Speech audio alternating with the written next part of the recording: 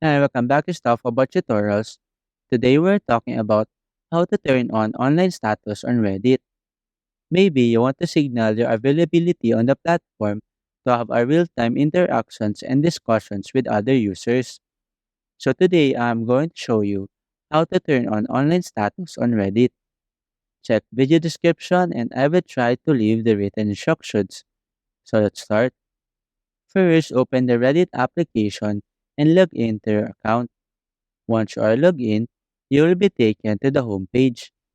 In this page, tap on your profile icon located at the top right corner of the screen.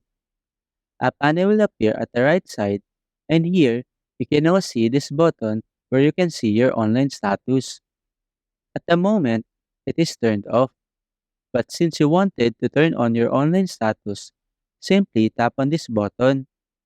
The button will turn to green, indicating that you now have successfully turned on your online status on Reddit. Your followers will now know when you are active on the platform, allowing you to have more interactions with other users. There you go. If you wanted to know how to turn on online status on Reddit, that is the easiest way I know how.